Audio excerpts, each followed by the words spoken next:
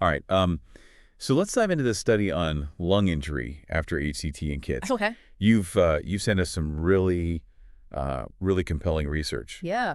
We're talking about a procedure that can be curative, but also carries, a heavy risk of complications, Right. specifically lung injury. Absolutely. There are Well, children battling life-threatening diseases like leukemia or, severe genetic conditions. yeah, HCT offers a chance at a cure. right. It essentially replaces diseased bone marrow with healthy stem cells, Okay. resetting the immune system, but the journey isn't without its hurdles. Yeah. And one of the biggest hurdles is the risk of lung injury. For sure. The study we're looking at today really digs deep into the lung's microenvironment after HCT, Yeah. analyzing a massive amount of data from bronchoalveolar lavage or BAL fluid samples. Exactly. They collected 278 BAL fluid samples from 229 children across 32 hospitals. Wow. That kind of scope is impressive, and they weren't just looking for the usual suspects. Right. This study used metatranscriptomic sequencing to identify the full spectrum of microorganisms present, Okay. including bacteria, viruses, and fungi. That's a level of detail we haven't seen before in this field. It's pretty incredible. And I understand they went a step further, not just cataloging who's there, but also figuring out what they're doing. Absolutely. Metatranscriptomics allows us to look at the RNA, which reveals which genes are actively being expressed. So we can see, what's happening. Precisely. So we get a snapshot of both the microbial community and the host's immune response in the lungs. Wow. We can see who's there and what they're up to. So it's like having a live feed from the microscopic battlefield within the lungs. That's a perfect analogy. We can see which microbes are thriving, which ones are struggling, Yeah. and how the immune system is reacting to it all. And that's why the study is so groundbreaking. Yeah. It provides a much more comprehensive understanding of the lung microenvironment after HCT than we ever had before. This research seems particularly relevant for our listeners in the fields of transplant and oncology infectious diseases. Absolutely. It feels like this could be a game changer for how we approach diagnosis and treatment of these patients. I agree. Understanding the interplay of these various factors, the microbiome, the immune response, Yeah. and even hidden infections is crucial for developing more effective and personalized treatment strategies. Before we get into the nitty-gritty of the results, Okay. can you walk us through the methodology a bit? Sure. What did the researchers actually do with these BAL fluid samples? It's a multi-step process. Oh. First, the BL fluid is collected during a bronchoscopy. Then the RNA is carefully extracted and prepared for sequencing. I imagine contamination is a big concern here. Oh, huge. These samples have a relatively low amount of microbial material to begin with. You're absolutely right. The researchers had to be incredibly meticulous to avoid introducing any outside contaminants that could skew the results. Right. They used strict protocols and controls to ensure the accuracy of their findings. Okay, so they've got this incredibly rich data set, carefully curated and controlled for contamination. What do they do with it? Well, How do they make sense of all that data? they used advanced statistical techniques to identify patterns and clusters within the data. Okay. Essentially, they grouped patients with similar microbial and immune profiles. This clustering approach revealed some fascinating insights. All right, I'm on the edge of my seat. Hmm. Let's get to those clusters. Okay. What did this deep dive into the lung microenvironment reveal? So, think of it like this. They took all that RNA data and kind of ran it through a powerful algorithm. Okay. And this algorithm is designed to identify groups of patients who share similar microbial communities and patterns of immune activity in their lungs. Sort of like organizing a giant library based on the contents of the books, right? Exactly. Grouping similar themes together to see the bigger picture. Exactly. And by doing this, the researchers were able to identify 4 distinct clusters of patients. Each cluster had a unique signature based on their microbiome composition, immune system activity, and the behavior of their lung cells. Critically, they also differed in their mortality rates. Okay, so we're not just talking about abstract patterns here. These clusters have real-world clinical implications. Absolutely. This clustering approach allows us to move beyond a one-size-fits-all understanding of lung injury after HCT. Right. It suggests that we need to consider individual patient profiles when developing treatment strategies. That's what's so fascinating about this study. It's pushing us towards personalized medicine, where we can tailor treatments to each patient's unique needs. For sure. Let's unpack these clusters one by one, Okay. starting with cluster 1. Yep. This was the most common group, and they had a moderate amount of microbes overall with a good mix of different bacterial species. Their viral load was low, and their immune system activity was relatively balanced. Importantly, they had the lowest mortality rates. So cluster 1 seems like the best case scenario in terms of outcomes. Yeah, I would say so. But I'm curious, even though they had the lowest mortality, they were still experiencing lung injury, correct? That's a crucial point. While Cluster 1 had the most favorable outcomes, it's important to remember that they still represent a significant portion of HCT patients experiencing lung complications. We can't become complacent. Right. Even in these patients, we need to understand what's driving the lung injury and how to prevent it. That makes sense. It highlights the need for continued research, even for patients who seem to be doing relatively well. What about cluster 2? How did they differ from cluster 1? Cluster 2 is interesting because they had a much higher mass of bacteria overall, but with good diversity. Okay. They also had the highest rates of bacterial infections, and their immune systems were working overtime to fight them off. So more bacteria, more infections, and a more active immune response. Yeah. Does that translate to worse outcomes compared to cluster 1? Their mortality rate was moderate, falling somewhere between cluster 1 and the next two clusters we'll discuss. It suggests that a heightened bacterial presence and immune activation can contribute to poorer outcomes, but it's not the whole story. It seems like there's a delicate balance at play here. We need a healthy microbiome to protect us from infection. For sure. But an overabundance of certain bacteria can trigger a dangerous inflammatory response. Precisely. It's about finding that sweet spot, and that's a major challenge in managing these patients. All right, so we've covered the two clusters with relatively lower risk. Let's move on to clusters 3 and 4, where things seem to take a darker turn. Indeed, Cluster 3 paints a very different picture. Instead of a diverse bacterial community, they showed a significant reduction in the typical microorganisms we expect to see in the airways. Okay. And in their place, we found a higher presence of RNA viruses and a type of fungi called Ascomycota. That sounds concerning. We know that RNA viruses include some nasty players like influenza and COVID-19. Right.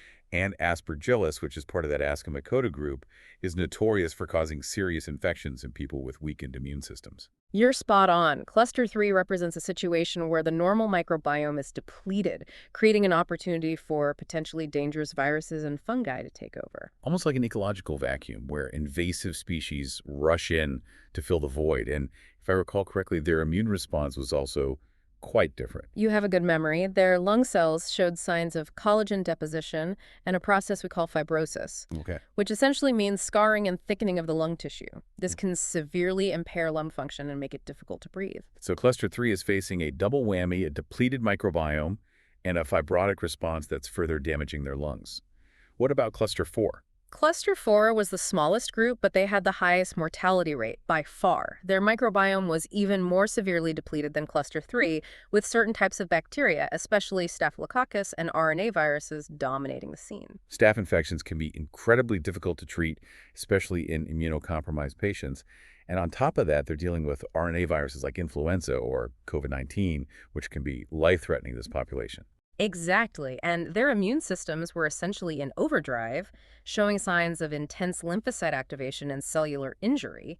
It seems like their bodies were waging an all-out war against these pathogens, but unfortunately they were losing the battle. This is really sobering. Yeah. It highlights the urgent need for new approaches to protect these vulnerable patients from infections. I completely agree, but there's a crucial piece of this puzzle we haven't discussed yet.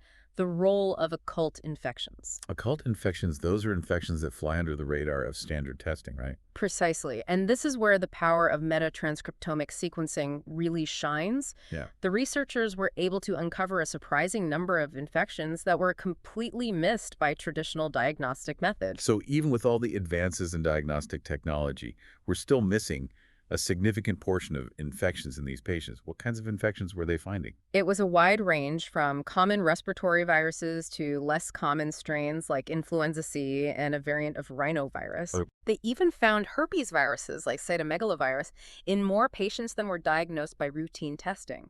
That's alarming. These are viruses that can cause serious complications in transplant patients. And it doesn't stop there. They also found viruses like BK polyomavirus, Bocavirus, Parvovirus B19, and even rubella.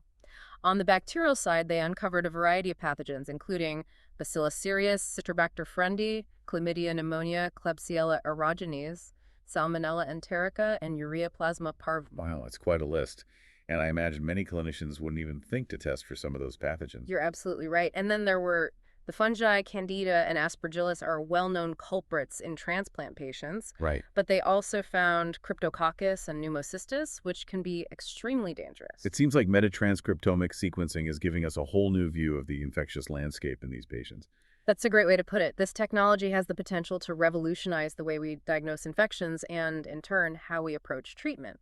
So we've talked about the 4 distinct clusters, the range of pathogens they harbor, and the surprising prevalence of occult infections. How does this all tie back to the use of antibiotics, which we touched on earlier?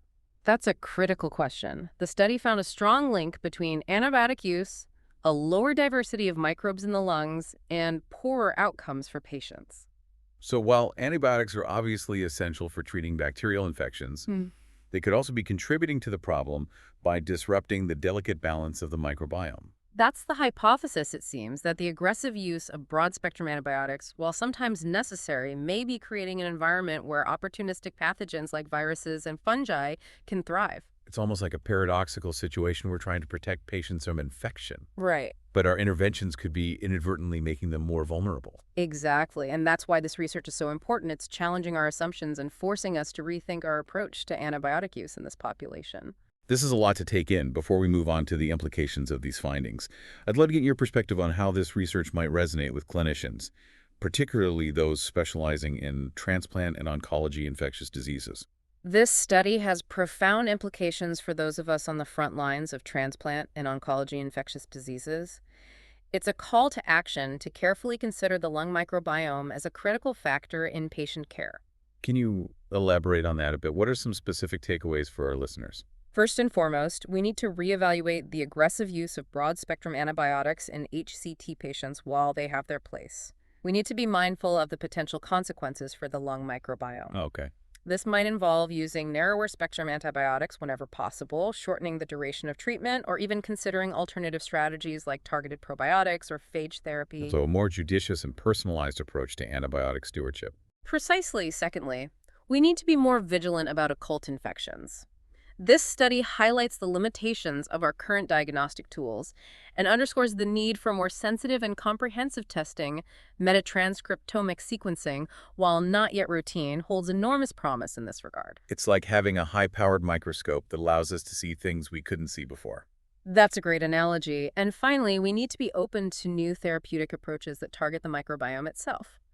This could involve developing strategies to restore a healthy microbial balance, such as fecal microbiota transplantation or targeted probiotics.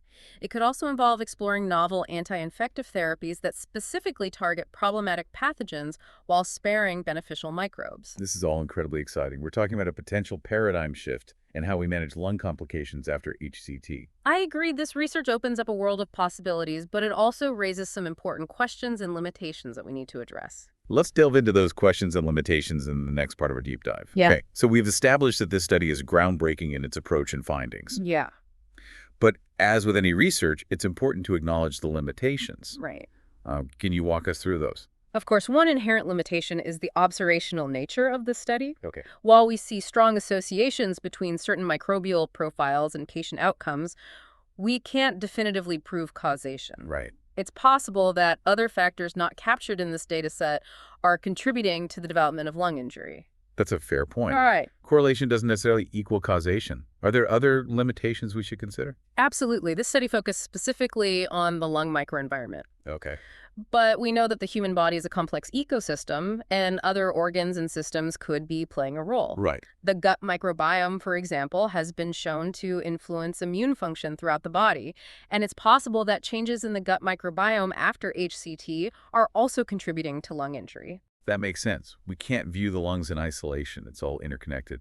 Any other limitations that stand out? Another limitation is the relatively small sample size. Okay. While 229 children is a significant cohort for this type of study, expanding the research to a larger and more diverse population would strengthen the findings and potentially reveal additional insights. So more data, more power, right? Exactly. And finally, it's important to remember that this research is still in its early stages. Okay. We need to validate these findings in larger studies and conduct clinical trials to determine whether interventions based on these insights actually improve patient outcomes. So there's a lot more work to be done. But even with these limitations, This study opens up a wealth of exciting new research directions. Where do we go from here? What are the big questions that need to be answered? The potential is enormous. First, we need to delve deeper into the role of specific microbes in the development of lung injury. We saw strong associations, but now we need to understand the mechanisms by which these microbes are interacting with the host's immune system and contributing to the disease process. It's like moving from a wide-angle lens to a close-up, right? Exactly. Zooming in on those individual players to see what they're really doing. Exactly. Second, we need to develop targeted therapies to restore a healthy microbiome.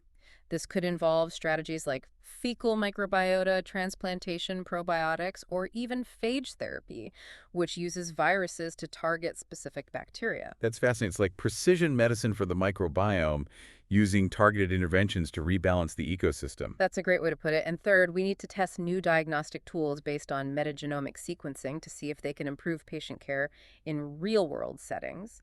This study showed the power of this technology for uncovering occult infections, but now we need to translate that into clinical practice. So we need to move from the research lab to the bedside, proving that these new tools and approaches can actually benefit patients. Absolutely. And ultimately, the goal is to move towards a more personalized approach to managing lung injury after HCT. Imagine being able to use metatranscriptomic sequencing to quickly and accurately identify a patient's risk profile and then tailor their treatment plan accordingly. That's a powerful vision, moving from a one-size-fits-all approach to a truly personalized and targeted strategy. Exactly. This study is a significant step toward that vision, and I'm excited to see where this research goes in the years to come. This has been an incredibly insightful deep dive. We've explored the complexities of the lung microenvironment after HCT uncovered hidden infections and discussed the potential for personalized medicine. I have no doubt that this research will have a profound impact on the field of transplant and oncology infectious diseases. A huge thanks to you for breaking it all down for us. It's been a pleasure, and I want to reiterate the call to action for all our listeners in the field. Let's use this research to spark new ideas, challenge our assumptions, and ultimately improve the lives of our patients. Couldn't have said it better myself. And for all our listeners out there, be sure to check the show notes for more details about this groundbreaking study. Thanks for joining us on the deep dive.